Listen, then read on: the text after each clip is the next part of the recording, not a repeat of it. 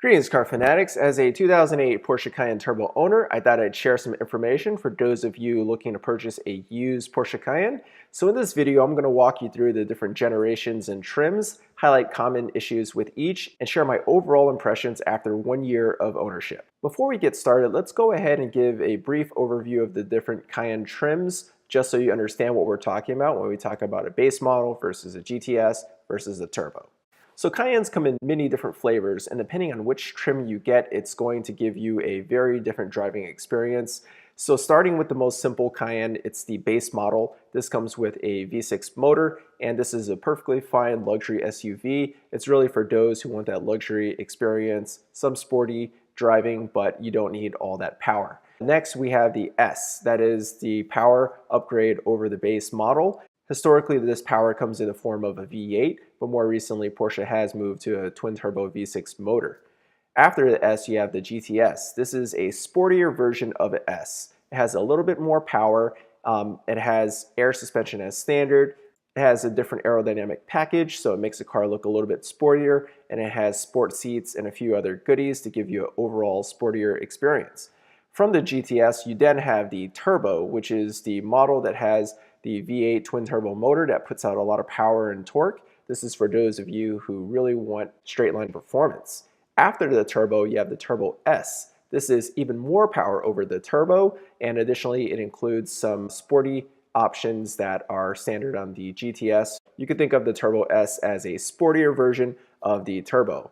And finally, you have the hybrid and the diesel models. This is going to be good for people who want better MPG, or if you want to tow, you probably want to go with the diesel model. So now that we've talked about the trims, let's go ahead and jump into the different Cayenne generations. All right, so starting with the 955 Cayenne. This was the first generation Cayenne Porsche ever made. It was introduced in the United States in 2003. This was a joint development between Porsche and Volkswagen, so it uses the Touareg chassis, but Porsche did add its own sheet metal to the mix. It revised the suspension, it put its own engines in the Cayenne, and it also revised the interior. So while the Cayenne does share the same platform as the Volkswagen Touareg, the Cayenne provides a very different driving experience, and it provided such a different driving experience along with a luxurious feel that it did become Porsche's best-selling model.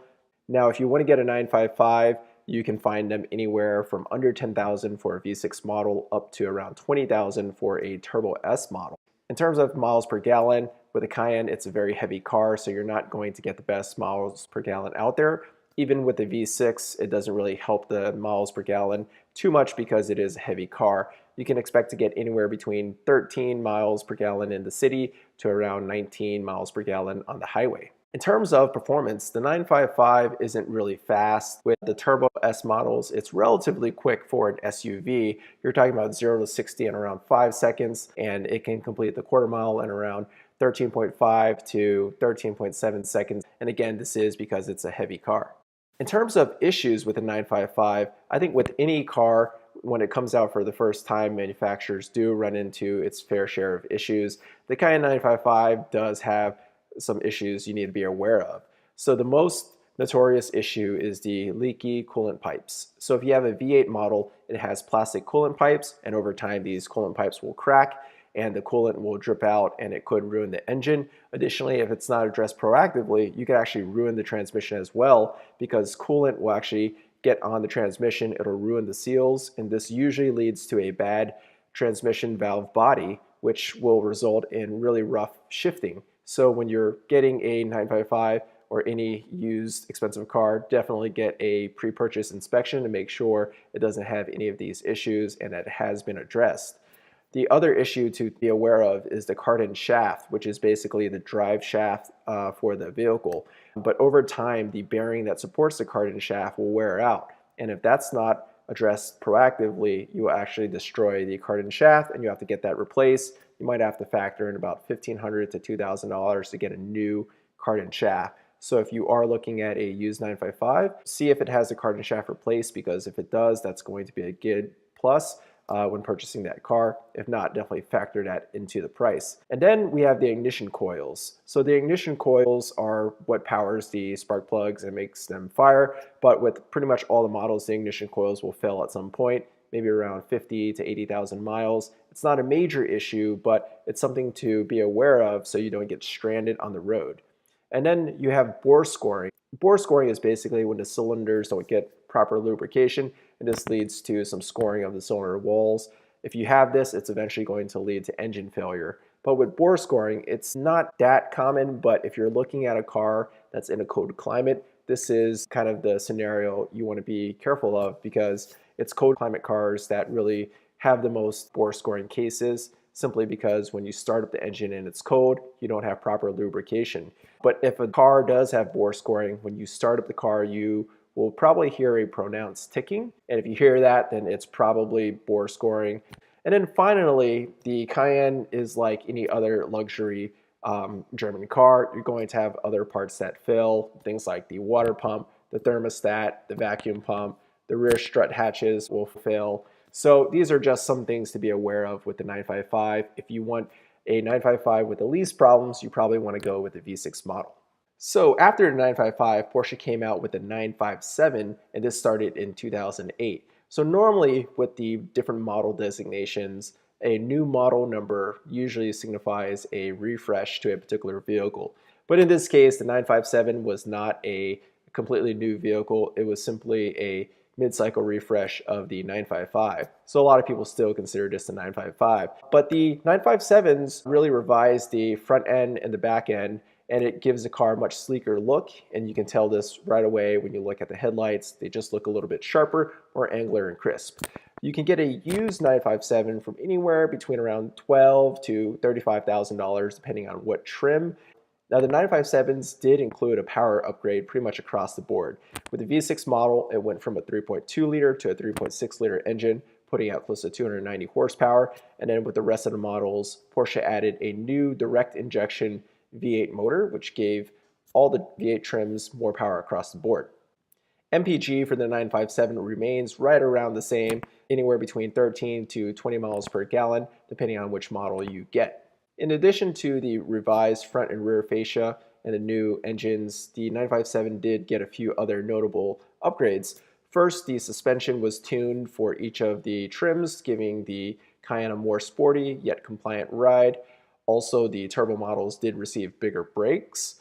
The 2009 957s included a new touchscreen navigation option, so that's a pretty big improvement. It also includes Bluetooth for audio phone calls, and it also has an iPod and auxiliary port for music.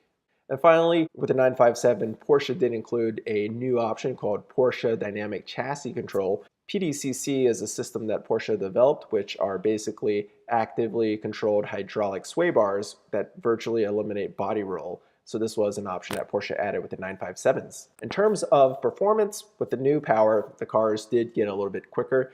The base models could actually do 0 to 60 in around 7.5 seconds, which was a big improvement over the previous 955s with the underpowered V6 motors. In terms of the other models, the Turbo and the Turbo S, they were able to shave a few tenths of a second off from 0 to 60 and in the quarter mile.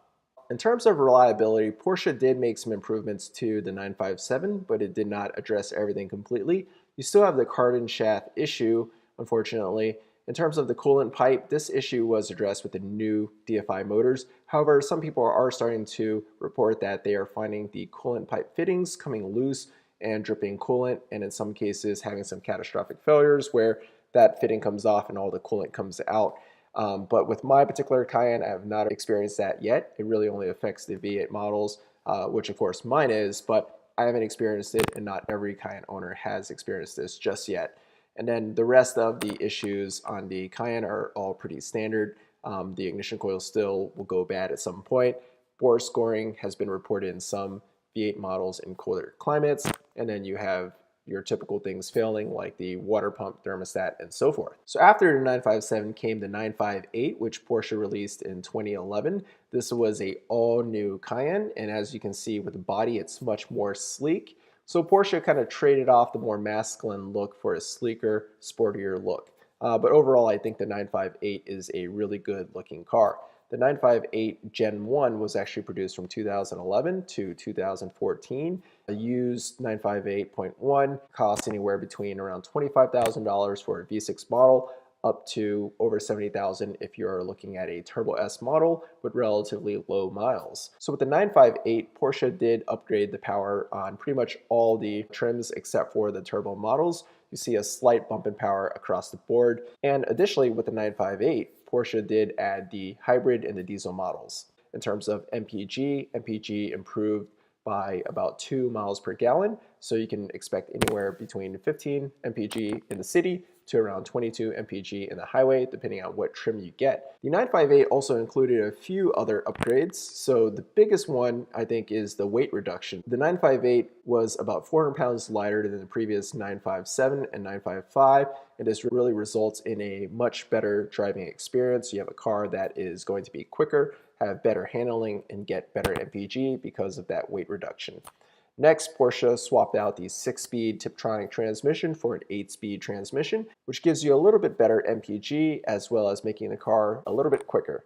And then Porsche upgraded the navigation system. Porsche added adaptive cruise control as an option for the 958s. So with the 958, Porsche did make the Cayenne even quicker because of the added power and the lower weight.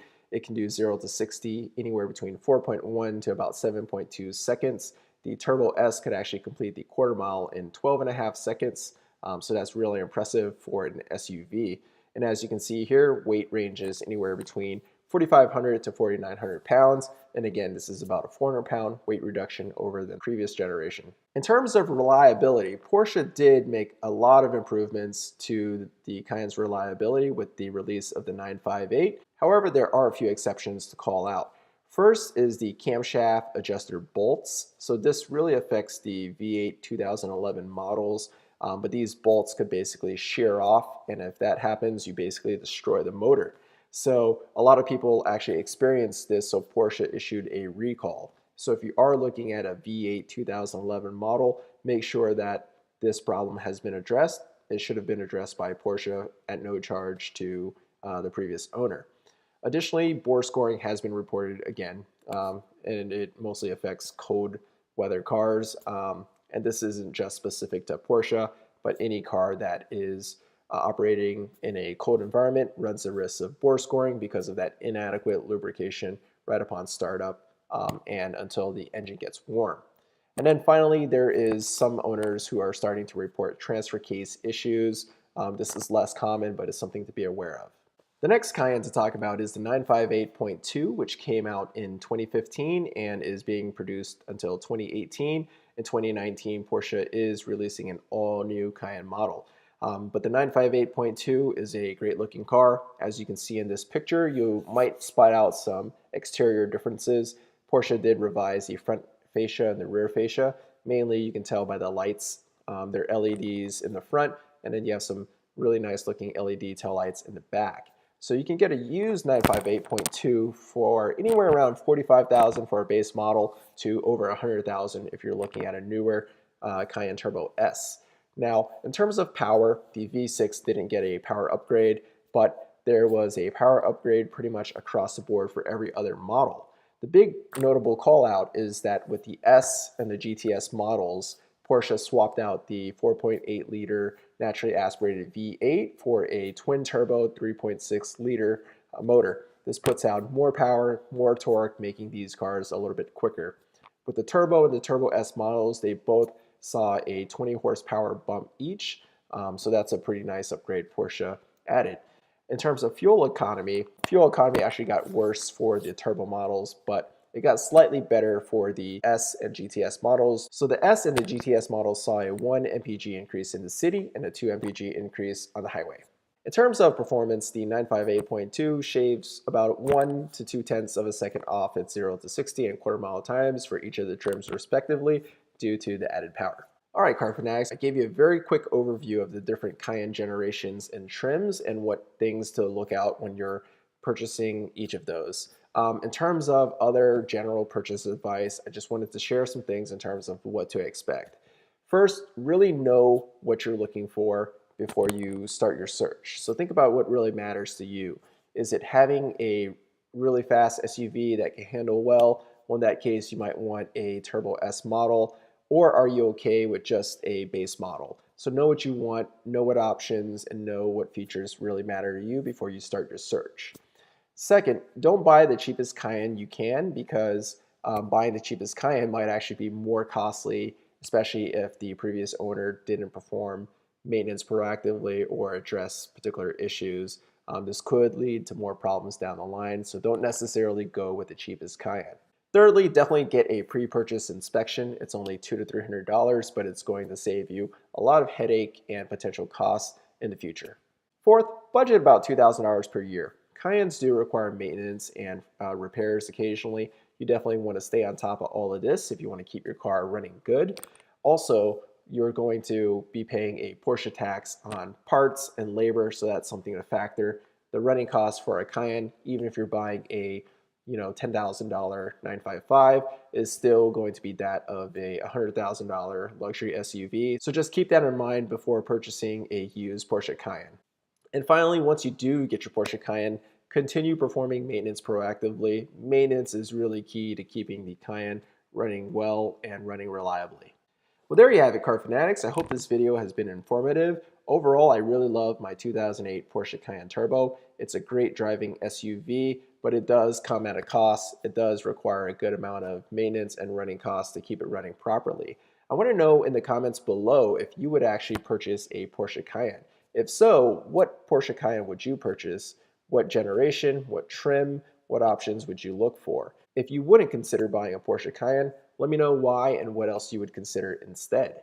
Well, thanks for watching, Car Fanatics. If you like this video, give it a thumbs up and subscribe to the channel. Leave any questions or comments below.